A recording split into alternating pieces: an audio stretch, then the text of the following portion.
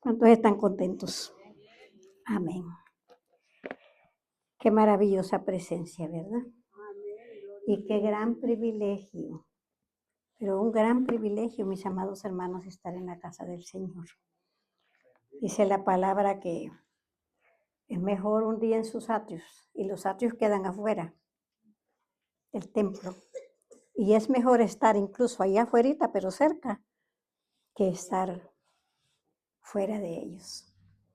La otra cosa que nos dice la palabra es que donde están los hermanos juntos y en armonía, ¿qué sucede? ¿Qué sucede? Ahí envía Jehová bendición y vida eterna. Y todos hemos llegado aquí con el deseo en nuestros corazones de alabar y de adorar al Señor. Desde el momentito que dijimos este tiempo o este momento es para el Señor y voy para la iglesia, ya desde ese momento venimos con el deseo de adorar, de compartir con los hermanos, de disfrutarnos las pláticas y ese abrazo los unos con los otros. Y téngalo por seguro, mi amado hermano, yo lo creo y debemos de creerlo porque la palabra lo dice, que el Señor va a enviar bendición y vida eterna en este lugar. Y a cada uno de nosotros los que hemos estado acá. Y no es que la va a enviar, yo pienso que ya la envió. Hemos gozado en la presencia de Él y estamos aquí y es un privilegio, amados hermanos, poder compartir la palabra del Señor. La palabra es la que nos edifica, nos habla, nos instruye y nos da sabiduría para alcanzar vida eterna. Pero mientras alcanzamos la vida eterna, estamos en la tierra. Y esa palabra nos da sabiduría para ordenar nuestra vida acá, para que podamos llegar allá. ¿Cuántos creen eso? Amén, gloria al Señor. Así que yo creo que nuestros corazones están dispuestos para escuchar palabra de Dios. Yo creo que ya esa serie de emociones encontradas que se producen en nosotros, cuando decía la canción, toma lo que soy, le decía, Señor, no tomes lo que soy porque yo no soy nada. Haz lo que tú quieras hacer conmigo. Es un privilegio, mis amados hermanos, no es porque merezcamos nada. Es solo por su gracia, es solo por su amor, es solo por su misericordia. Y no porque estemos aquí o estemos allá, es que alguien es mejor que otro. Aquí delante de Dios todos somos iguales. Así que tenemos que estar agradecidos de lo que Dios nos permite hacer y con gozo y disfrutarlo. Y escuchar palabra de Dios. Tratar de atesorarla en nuestros corazones y tratar de ponerla por práctica en nuestra vida, porque esa es la salvación. Ahí está la salvación, que seamos obedientes a la palabra del Señor. Así que sin más preámbulo, vamos a buscar en el cuarto libro del Antiguo Testamento. ¿Saben cuál es el cuarto libro del Antiguo Testamento? Génesis, Éxodo, Levítico y Números. Cuarto libro del Antiguo Testamento es el libro de Números. Sabemos que es uno de los 5 libros que escribió Moisés, que los conocemos con el nombre por eso de Pentateuco, y algunos pues para los judíos estos son los libros de la ley. En el versículo, vamos a buscar el capítulo 32 y vamos a leer, vamos a buscar el versículo 23. Cuando lo tengan, pueden decirme amén y se ponen de pie para reverencia de la palabra del Señor. Dice el Señor que en la presencia del Señor cae toda la tierra. Y vamos a escuchar palabra de Dios. ¿Ya lo tenemos todos? Si no tiene Biblia, acérquese a alguien que tenga. Si no puede encontrar el versículo, pues alguien que se ayude a otro por ahí. Números 32, verso 23. Y solamente vamos a leer ese. Y dice la palabra del Señor. Mas, si así no lo hacéis, he aquí, habréis pecado. ¿Ante quién? Y sabed, ¿qué es lo que tenemos que saber? Que vuestros pecados os alcanzarán. Pues vamos a leerlo, mis amados hermanos. Mas, si así no lo hacéis, he aquí, habréis pecado. Y saber, gloria a Dios. Gracias por su palabra, Señor. Pueden sentarse, mis amados hermanos. ¿A cuánto le gustan las historias? ¿Le gustan contadas o le gustan leídas? Contadas, dijo una hermana por allá. Pues vamos a tratar de contarla rapidamente. ¿Cuándo fue dicho esto? ¿A dónde fue dicho estas palabras y a quién fueron dichas? Estábamos dentro del marco histórico. Este libro se escribió precisamente con ese propósito de que las generaciones del pueblo de Israel conocieran todo lo que Dios había hecho a través de la travesía por el desierto. Y pueden tener su pasaje abierto si quieren para que me sigan en algunos detalles. Cuando las cosas se cuentan, pues no se cuentan tan completamente, ¿verdad? Pero vamos a hacerlo rápido. En Éxodo 32, del 1 al 5, dice que los hijos de Rubén y de Gad, dos de las tribus de Israel, vieron que las tierras donde estaban eran buenas para el ganado y que ellos tenían mucho ganado. Y luego entonces nos dice que ellos vinieron delante de Moisés y le dijeron, ¿ustedes han visto esas tierras que son buenas? Parece que solo dijeron eso la primera vez y se fueron porque la palabra dice, y volvieron otra vez delante de Moisés. Ya Aarón había muerto, el sumo sacerdote no era Aarón, sino que era Eliezer. Estaba con Moisés, habían unos príncipes ahí de las otras tribus de Judá, y ellos vienen y le dicen, si hallamos gracia delante de ustedes, ¿será que nos pueden dar estas tierras de este lado del Jordán? ¿Y no nos hacen cruzar el Jordán? El pueblo de Israel había salido de Egipto, guiado por Moisés, pero protegido por Dios. Y todo lo que venían haciendo y algunas ciudades y algunos reyes que habían vencido, lo habían hecho por obra y gracia del Señor. Y ahora, ese viaje, según algunos estudiosos, solo les hubiera costado al pueblo de Israel, si hubieran seguido la línea directa para llegar a la tierra de Canaán, 11 días. 11 días, mis amados hermanos. Y habían pasado 40 años y estaban en las llanuras de Moab, frente a la ribera del río Jordán, al oriente, no al este, como se suponía que ellos iban a llegar de primero. Y ahí donde estaban ya preparándose para entrar a conquistar Jericó, que casi lo tenían enfrente, que era su próxima batalla, para continuar siguiendo a Dios en la conquista de la tierra prometida. Y en ese momento y en esa situación, estos fue que llegaron donde Moisés y le piden esto. Lógico es, yo me imagino que Moisés no lo recibió con agrado. Y Moisés les dice, espérense un momentito, ¿qué ustedes me están diciendo? Que ustedes van a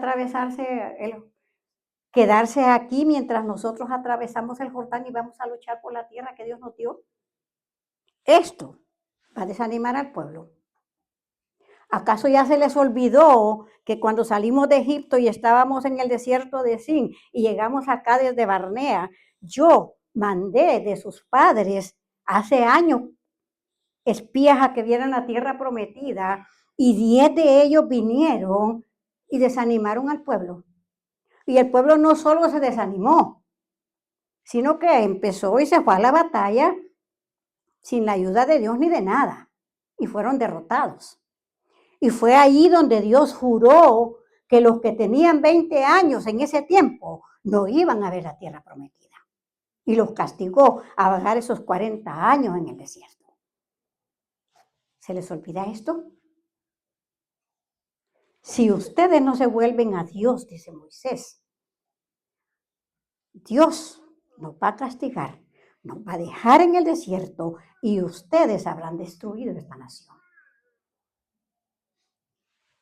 Ellos, esto es del 1 al 15, ya por el 16, ellos le dicen a Moisés, no, nosotros prometemos que vamos a ir y vamos a traspasar al otro lado del Jordán con ustedes y vamos a luchar con ustedes hasta que la tierra sea conquistada y hasta que la tierra sea repartida.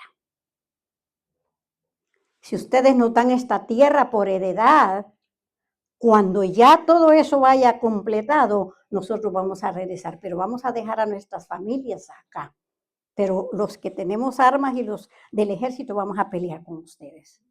Y ahí fue donde Moisés hace el trato condicional con ellos. Y ahí es donde está el versículo que leímos. Si ustedes cumplen, dice Moisés en el versículo anterior, como ustedes lo han prometido, entonces ustedes están perdonados delante de Dios y delante de Israel. Pero si no lo cumplen, ¿qué va a suceder? Habrán pecado ¿contra quién? Contra Jehová. ¿Y qué les va a suceder? Ese pecado los perseguirá. Ese fue el versículo que leímos. Mis hermanos, es fácil de aprenderse ese versículo. ¿Saben por qué? Porque es 32, 23. Solo hay que cambiar el número. ¿Se han fijado en eso? 32, 23. Números 32, 23 encierra un principio bíblico espiritual que ha perseguido al hombre desde el Edén y que lo va a seguir persiguiendo hasta que Cristo venga. Una verdad bíblica, una realidad que está aquí y que nadie debería de ignorar. ¿Y saben cuál es? Que la desobediencia es pecado contra Dios y que el pecado no va a alcanzar. ¿Cuál es el verdadero sentido bíblico en aquel tiempo y ahora de la frase que vuestro pecado os va a alcanzar? Simple, una advertencia, una luz roja. ¿Y qué nos indica la luz roja? Díganos sin temor, hermano. ¿Qué nos indica? Peligro, deténgase. Y a veces esas luces rojas en el camino nos hacen ¿qué? Darle la vuelta por donde veníamos. Y eso es lo que te hacemos cuando nosotros detectamos que algo hay peligro y nos damos la vuelta. El pecado es un peligro, entonces ¿qué tenemos que hacer? Darle la espalda al pecado. Porque el pecado es un peligro. ¿Y por qué el Señor nos lo advierte? Porque el pecado, mis amados hermanos, tiene consecuencias inevitables, ineludibles. Ya sea que usted lo quiera ignorar, que usted lo quiera ocultar o que usted lo quiera justificar, el pecado tarde o temprano lo alcanzará. ¿Y por qué nos va a alcanzar? ¿Saben por qué? Porque tenemos un Dios santo, un Dios que aborrece el pecado y que lo ha dicho a lo largo de su palabra, que Él perdona al pecador. Cualquier tipo de pecado que usted y yo hayamos cometido, Dios nos lo perdona, pero Dios aborrece el pecado. Y ningún pecador consecuente y permanente va a recibir la gracia de Dios. La palabra lo dice claro en Éxodo, ahí en mismo Números 14, 18, que el pecado no va a quedar sin castigo. ¿Por qué el pecado nos alcanza? Porque el pecado en sí, mis amados hermanos, tiene una naturaleza destructiva. El pecado ofrece libertad, ¿cierto o no es cierto? ¿Y a qué nos lleva? A esclavitud. El pecado ofrece felicidad, ofrece abundancia, ofrece paz, ofrece alegría. ¿Y a qué nos lleva? A tristeza, a angustia, a desesperación, a temor y al final a muerte espiritual. El pecado ofrece edificarte, elevarte, subirte. ¿Y qué termina haciendo? Destruyéndote. El pecado ofrece silencio. No, no te preocupes, nadie se va a dar cuenta. Y al final grita a cuatro vientos lo que tú has hecho y lo que estás haciendo. Por eso el pecado nos va a alcanzar. Y expresión, vuestro pecado os alcanzará, es una advertencia, pero no es una amenaza. Es una advertencia, mi amado hermano, porque nosotros tenemos que saber y entender que Dios muchas veces permite que el pecado salga a la luz. Muchas veces permite que las personas o los cristianos nos veamos envueltos en el poder del pecado, pero no para destruirnos. Nos advierte para sanarnos, para restaurarnos, para traernos de nuevo a Él. Porque Dios no quiere que su pueblo sea destruido por el pecado. Porque Dios no quiere que nadie se pierda, sino que todos procedan al arrepentimiento. Por esa razón es que esto es una advertencia que refleja el amor y el corazón de Dios. ¿Sabe, mi amado hermano? La petición que Rubén y que Gad y que más tarde se les unió en esta situación, en este deseo, parte de los pueblos de Manasés, de la tribu de Manasés. Si nosotros la vemos desde el punto de vista de nosotros, no estaban pidiendo nada malo, no estaban haciendo nada malo. Era una petición conveniente, era una petición buena, era una petición lógica, era una petición práctica. ¿Por qué? Porque ellos tenían mucho ganado y aquella tierra era buena para el ganado y ellos estaban pidiendo aquella tierra porque era buena para ellos. ¿Cuántas veces nosotros no nos sucede lo mismo? Usted, si estuviera en ese caso, ¿iría a pedir esa tierra que era buena para el ganado? Yo creo que muchos lo haríamos, hermano. Hay que ser honestos delante de Dios. Era una petición que delante, pero ¿sabe qué? Ellos no estaban viendo. Y si lo estaban viendo, no lo querían aceptar.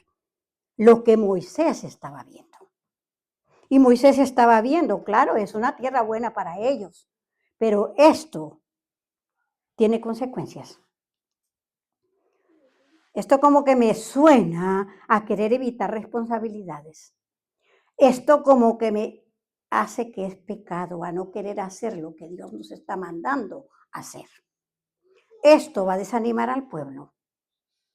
Y esto va a hacer lo peor, que es traer la ira de Dios, que Dios nos castigue y que Dios nos vuelva a dejar en el desierto por otros cuantos años más. Y así nos sucede a nosotros. Igualito. A veces, mis amados hermanos, nos dejamos llevar por lo que es fácil, por lo que es bueno, por lo que es conveniente, por lo que nos sirve, pero no medimos que esas decisiones, entre comillas, convenientes y buenas, como nos decía la hermana Gireli el viernes en su reflexión, nos pueden llevar a destrucción a nosotros mismos y a los que están alrededor de nosotros. Eso nos sucede, mis amados hermanos, por otra causa. Y es el hecho de que nosotros le damos más valor y más importancia al hecho de que pecado es hacer lo malo delante de Dios. Y entonces venimos a Dios, se nos enseña eso y dejamos un montón de cosas que realmente son malas delante de Dios. Ya no mentimos, ya no engañamos, ya no tratamos de jugarle la vuelta a nadie, ya no fornicamos, nos somos fieles a la esposa y al esposo, ya amamos al enemigo y hacemos un montón de cosas que nos han dicho que son malas delante de ellos. Pero se nos olvida algo. Se nos olvida que saber hacer lo bueno y no hacerlo es pecado. Santiago 4:17 dice que el que sabe hacer lo bueno y no lo hace, le cuenta como pecado. Entonces ese es el problema que tenemos a veces, que dejamos de hacer las cosas que son malas para Dios, pero nos olvida hacer lo que es bueno para Dios. Y ahí está el pecado. Y a veces no nos damos cuenta. ¿Por qué? Porque es bueno para Dios que nos congreguemos, ¿sí o no? Y a veces dejamos de congregarnos y vamos ocasionalmente cuando tenemos fiesta o cuando hay party. Porque es bueno venir a la iglesia y cantar y saltar, pero una vez que estoy en la iglesia, la Biblia se queda ahí, la agarro hasta el otro domingo que vengo para la iglesia.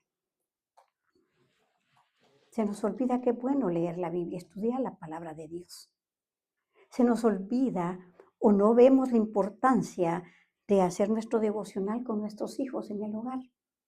Porque no vemos la importancia o estamos igual que aquellos hombres que no le estaban dando importancia al hecho de instruir a nuestros hijos en la palabra de Dios. Entonces, dejamos de hacer las cosas malas para Dios, pero también no hacemos las cosas que son buenas para Dios. Y ahí está el problema.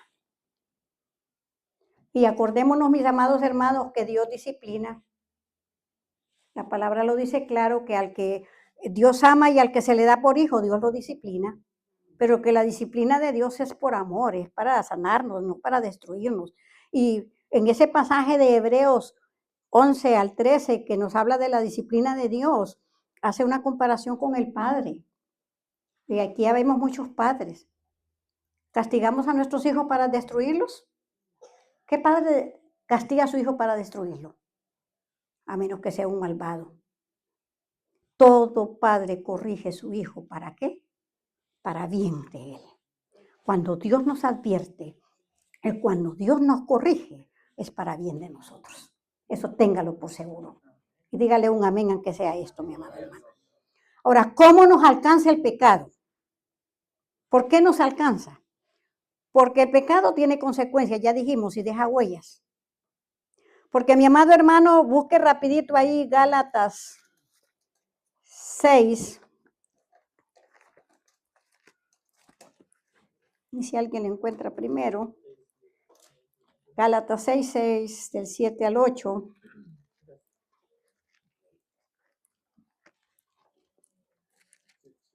No os engañéis, Dios no puede ser burlado, pues todo lo que el hombre sembrare, eso también segará. Porque el que siembra para su carne, de la carne segará corrupción, mas el que siembra para el Espíritu, del Espíritu segará vida eterna. Gloria a Dios, gracias, pastor. ¿Se están dando cuenta por qué el pecado nos alcanza? No nos engañemos, mis amados hermanos. El pecado deja huellas. Lo que el hombre sembrare, eso va a segar, eso va a cosechar. Y el agricultor lo sabe. Si usted se echa una semillita de maíz, ¿qué va a cultivar? Maíz, no le van a hacer frijoles. Lo que le van a hacer es maíz. La palabra dice que si sembramos para la carne, de la carne vamos a cosechar ¿qué? Corrupción. Y que si sembramos para el espíritu, del espíritu vamos a cosechar ¿qué? Vida y vida eterna. La palabra nos dice por ahí en otro versículo que si sembramos vientos, ¿qué vamos a cosechar? Tempestades. Mi amado hermano, no pensemos que si yo siembro rebeldía y yo siembro desobediencia, yo voy a cosechar bendición. Que no nos entre eso por la cabeza porque eso no es cierto. Lo que sembramos, eso vamos a cegar. Si tú siembras desprecio, te van a despreciar, tarde o temprano. Si tú siembras amor, te van a dar amor aunque tú no lo pidas. Esa es la realidad de la vida. No existe ninguna rebelión ni ninguna desobediencia contra Dios que no tenga sus consecuencias. ¿Y saben cuál es la peor consecuencia que nos puede pasar y que le puede pasar al hombre? Que separados de Dios, nada podemos hacer. Y que el pecado nos separa de Dios. Y que separados de Dios, nada, absolutamente nada somos. Esa es la peor consecuencia que el pecado puede tener en nuestras vidas. El Señor Jesús mismo dijo en Juan 8:34, el hombre que practica el pecado, esclavo es del pecado. Y el pecado, como ya dijimos, tiene consecuencias. Y nosotros tenemos ejemplos, mis amados hermanos. Yo le puedo dar unos ejemplos bíblicos, pero mi consejo es que cuando llegue a su casa, usted piense en su propia vida y usted diga, Señor, ¿en qué momento esta circunstancia de mi vida fue el hecho de una consecuencia de un pecado que yo hice? Porque es bueno escuchar la palabra, pero lo bueno es aplicársela a nuestras propias vidas. Nosotros vemos a nuestros padres, Adán y Eva, en el huerto del Edén. Pecaron y desobedecieron a Dios. Dios lo castigó a ellos, Dios castigó a la serpiente, pero ¿saben cuál? Ese pecado tuvo consecuencia para toditita la humanidad. Y por eso usted y yo ahora estamos luchando con nuestras imperfecciones y estamos tratando de ganarle a la muerte, consiguiendo la vida eterna con Cristo Jesús. Un pecado. David, ahí en 2 de Samuel, se nos habla que David cometió adulterio, que quiso ocultar el adulterio. El hijo del adulterio murió y nosotros sabemos la vida de David. Su familia pagó con creces el pecado de David. Nosotros tenemos a el rey Saúl, de lo que nos hablaba Gireli, un rey que fue puesto allí y que tenía la venia de Dios por su prepotencia, por su autosuficiencia, por su rebelión contra Dios, por entre comillas estar haciendo lo que él creía que era bueno para él. Dios lo desechó y le quitó el reino. Tenemos a Sansón, un hombre al que Dios escogió desde el vientre de su madre, que lo separó. Una continua desobediencia contra Dios que lo llevó a perder la visión de Dios para su vida, el propósito de Dios para su vida, lo llevó a perder su fuerza y lo llevó a perder su vida. Tenemos en el Nuevo Testamento a Ananías y a Zafira, cristianos, siervos de discípulos del Señor, que vendieron una heredad y vinieron presentando una falsa integridad y una falsa espiritualidad y allí mismo cayeron muertos. Y podemos seguir poniendo muchos ejemplos, pero como le digo, mi amado hermano, lo importante es que usted analice su vida, vea su vida. ¿Qué circunstancia de mi vida fue producto de que yo tuve que pagar consecuencia de un pecado? Ahí es donde nosotros vamos a cambiar. Porque el pecado, mis amados, es como una sombra. Usted conoce su sombra, ¿verdad? Cuando no hay luz o no la podemos ver, pero ahí está. Y si usted corre, ¿qué sucede con la sombra? La sombra también corre. ¿Y lo va a dejar? no lo va a dejar. Así es el pecado. Nosotros nos podemos olvidar de que pecamos muchas veces, pero el pecado no se va a olvidar y tarde o temprano nos la va a cobrar. Dice la palabra en Lucas 8:17, que no hay nada oculto que no pueda ser revelado. Así que no nos engañemos, mi amado hermano. Y Dios, como les dije muchas veces, permite que estas cosas se revelen para sanarnos. Pero a veces nosotros ni eso entendemos, sino que lo que empezamos es echarle la culpa a pecado, echarle la culpa a otros y seguimos por delante haciendo lo mismo. Por otra parte, mis amados hermanos, ¿por qué el pecado nos alcanza? Porque desobedecer y no cumplir lo que le prometemos a Dios es pecado. ¿Y cuántas veces usted le ha dicho al Señor, yo voy a cambiar? Hoy sí voy a cambiar, Señor. Hoy voy a dejar de mentir. Señor, yo voy a dejar de tratar mal a mi esposo y a mi esposa. Yo voy a ser más honesto con mi familia. Señor, yo voy a congregarme. Prometo. Yo escuché la palabra y yo voy a congregarme. Yo te prometo que me voy a congregar. Señor, yo te prometo que yo voy a leer la palabra todos los días. Voy a buscar un día a la semana. Le voy a dar, aunque sea unos 10 minutos, ahí aunque sea la carrera, pero un versículo lo voy a leer. Señor, yo te prometo que yo voy a orar. Yo voy a orar, Señor. Voy a buscarte más. ¿Y cuántas veces esas promesas se quedan en qué? En promesas.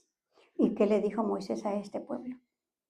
Si no hacéis como habéis prometido, habréis pecado delante de Jehová, y vuestro pecado os perseguirá. La palabra dice que es mejor no prometer. Así que si no tenemos esa convicción plena de que vamos a hacer algo, mejor no le prometamos al Señor. Propongámoslo para nosotros mismos, determinémoslo para nosotros mismos y hagamos el esfuerzo de cumplir con lo que nosotros mismos queremos para nuestra vida. Porque miren, mis amados hermanos, esas canciones tan bellas que les cantamos, yo no sé si ustedes las viven, pero es increíble cómo Dios cambia nuestras vidas. Es increíble cómo Dios cambia mi forma de pensar, mi forma de ver las cosas, mi forma de analizar, mi forma de caminar y cómo todo esto se convierte en un beneficio para nosotros. Porque de verdad es un beneficio para nosotros. Es un bien que Dios quiere para nosotros y se los damos de testimonio, de testigo, mis amados hermanos. Esta palabra nos da un montón de ejemplos de cómo el pueblo que desobedecía le iba mal. Nosotros les estamos hablando ahora que desobedecimos en un tiempo, que fuimos rebeldes, que fuimos pecadores, no lo negamos, que hicimos lo peor delante de Dios. Pero por la gracia, por el amor y por la misericordia de Dios, ahora estamos donde estamos y somos lo que somos, no perfectos, no santos, pero estamos bajo la gracia y el cuidado de Dios. Y eso es una gran cosa. ¿Dónde nos alcanza el pecado? ¿Qué dice Primera de Tesalonicenses 5:23? Que todo vuestro ser, espíritu, alma y cuerpo sean guardados irreprensibles para la venida del Señor. No hay que cuidar solo nuestros pensamientos, no hay que cuidar solo nuestros sentimientos, hay que cuidar también nuestro cuerpo, porque nuestro cuerpo es templo del Espíritu Santo y Dios habita acá y mora dentro de nosotros. Nuestros pecados nos alcanzan en nuestras emociones. El pecado trae temores, ansiedades, culpas, falta de perdón, tristeza, desaliento. Y ya no sigo más por ahí porque me quedo el resto del día mencionando. El pecado destruye nuestras relaciones. ¿Conoce familias ustedes que han sido destruidas por el pecado? Las conocemos, ¿verdad? ¿Queremos eso para nosotros? No. Entonces vamos a evitar lo que vimos, que en esas familias fue destruido el pecado. El vicio, la droga, el alcohol y todas esas cosas destruyen nuestras relaciones familiares con los amigos que muchas veces se van enojados y por heridas que les causamos o situaciones. Nuestro pecado toca nuestra vida espiritual. ¿Usted no se ha dado cuenta, mi hermano, que cuando cometemos algún pecado o pecadillo, como dicen algunos por ahí, empezamos a enfriarnos? Ya no queremos ir a la iglesia, ya no queremos leer la palabra, es aburrido. A oír lo mismo que predican todo el tiempo ahí el pastor y Víctor y la hermana Maite sí, siempre hablan de lo mismo. Como me decía un hermano María, ¿qué vamos a hacer todo lo que la palabra dice? Es lo mismo todo el tiempo. El pecado, mis amados hermanos, estanca nuestra vida espiritual. Venimos a la iglesia a regañadientas y ya no hay gozo en la alabanza, es que cantan mucho. Deberían de cantar aunque sea unos 20 minutos nomás. Ay, no es que María habla demasiado, no, María predica, no voy, me canso. Eso produce en nosotros el pecado. Así que cuando usted vaya viendo algunos síntomas de esto en su vida, doble rodilla y si usted no está muy consciente, dígale, Señor, revélame qué es lo que hay en mi vida, qué es lo que está pasando con mi vida. El pecado no solo detiene nuestra vida espiritual, sino que también nuestro servicio al Señor. ¿Por qué? Porque a veces somos líderes y le ha pasado a uno, hermano. Pero ya el servicio se nos hace pesado, estar yendo a barrer todo, que barran otros, solo yo voy. Ay, no, ya me está poniendo a predicar demasiado, ya es mucho. Ya no, mucha cocinadera, no, yo ya no quiero hacer esto. Ya el servicio se nos torna una carga, un peso. Y cuando ya se nos torna el servicio una carga y un peso, algo hay que no está bien dentro de nosotros. Porque la palabra nos dice que todas las cosas que hagamos, las hagamos como para quién, como para el Señor y no como para el hombre. Que no me reconozca nadie, que no me mire nadie, me dé un abrazo y me sacude y me diga gracias por barrer, gracias por... Déjelo, no se olvide, hermana, de eso, que si acá no se lo reconoce, mire, el que está arriba, él lo está viendo. Y el trabajo en el Señor, dice la palabra, no es en vano. Así que vamos a trabajar con gozo, con alegría. Y si viene desánimo, doblemos rodillas y pidámosle al Señor que nos revele qué es lo que está pasando en nuestra vida o hablemos con nuestro líder espiritual con honestidad y con sinceridad. Y luego el pecado afecta nuestra vida pública. Cuando el pecado sale a conocer, se pierde posición, se pierde prestigio, se pierde autoridad, se pierden amistades y relaciones y nos destruimos completamente. Y nosotros vemos como grandes hombres de Dios que a veces nosotros oíamos predicar por las mañanas, de repente cayeron en una situación de pecado bastante fuerte y ya para nosotros la palabra de estas personas no tiene la misma autoridad. Porque si el Señor Jesús tenía autoridad cuando predicaba y los fariseos decían, este predica con autoridad, no era tanto porque hablaba bonito, porque a veces Jesús no hablaba tan bonito, hablaba fuerte. No era tanto porque, ¿saben por qué hablaba con autoridad el Señor? ¿Saben de dónde venía la autoridad del Señor? De que el Señor predicaba lo que vivía. De ahí venía esa autoridad. Y vamos terminando. La advertencia de que vuestro pecado os alcanzará es el camino a la restauración. El pecado nos va a alcanzar, pero mis amados hermanos, la buena noticia es que la gracia nos va a alcanzar más. El pecado destruye, la gracia edifica. El pecado esclaviza, la gracia liberta. El pecado trae tristeza, angustia, culpa, desesperación. La gracia trae paz, consuelo y esperanza. La gracia es más grande que el pecado. Romanos 5:20 dice que donde el pecado abundó, Sobreabundó la gracia. Abundó. ¿Qué es más grande? ¿Abundar o sobreabundar? Sobreabundar. Cuando una cosa sobreabunda, se desborda, se riega, se despliega. El pecado abunda, pero la gracia sobreabunda.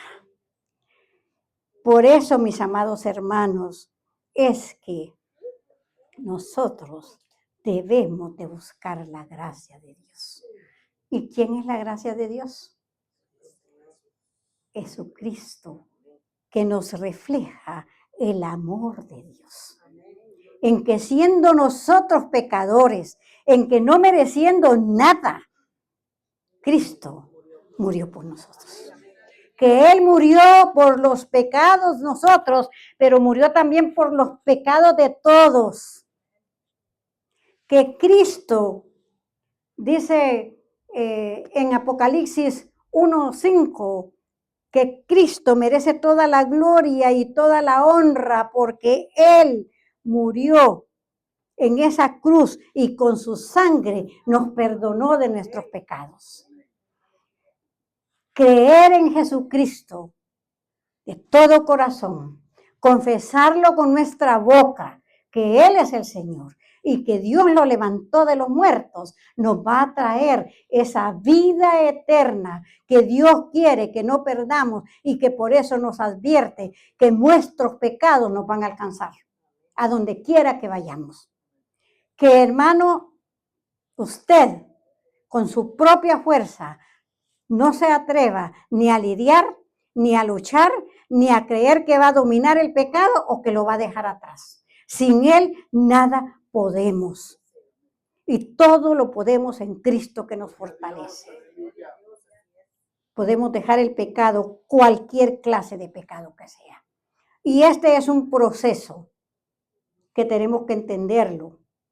Y que si a usted no lo ha vivido, y si alguien que nos está escuchando no lo ha vivido, que trate de vivirlo. Y el primer paso de ese proceso es confesar nuestro pecado. La palabra dice que Él es fiel y justo, pero que si confesamos nuestros pecados, Él es fiel y justo para perdonar nuestros pecados. Y no solo para perdonar nuestros pecados, para limpiarnos de toda maldad. Así que, ¿tiene algún pecado por ahí? Confiéseselo al Señor. Con honestidad, no tenga vergüenza. Si no tuvimos vergüenza para pecar, no tengamos vergüenza para venir delante del Señor. Que Dios no nos va a castigar. Dios no nos va a destruir. Dios lo que quiere es nuestro bien. El siguiente paso es el arrepentirse. Y arrepentirse de una manera sincera, honesta, íntegra y total. Hechos 3:19 dice que si nosotros nos arrepentimos y nos volvemos a Dios, nuestros pecados van a ser borrados. Borrados. Y usted sabe lo que es borrar una cosa, ¿verdad? Usted puede encontrar algo que ya borró. Cuando borra algo de su computadora, mi amado hermano, lo encuentra. Ya, yo no sé si lo encontrarán ahí por el disco duro, por la nube, o yo no sé de dónde, pero yo sé que si Dios me borra mis pecados, ya nadie me los va a encontrar, incluso ni uno mismo. Así que vamos a arrepentirnos. Y luego, la otra parte es la restitución. Restituir quiere decir devolver o pagar lo que el pecado va destruido. Y hay un ejemplo en Lucas 19:8 que nos narra la historia de Zaqueo. Cuando estaba en el árbol y Dios le dijo, mira, bájate de ahí que hoy llego a tu casa. Y el Señor llegó a la casa, Zaqueo hacía trampa y le cobraba más, le ponía trampita a la pesa para que pesara más el lado de él y les cobraba más a la gente. Y cuando el Señor llegó a su casa, Zaqueo ahí, arrepentido, dijo, no, Señor, espérate, yo aquí voy a hacer algo. Yo voy a dar 4 veces más todo lo que le he robado a esta gente.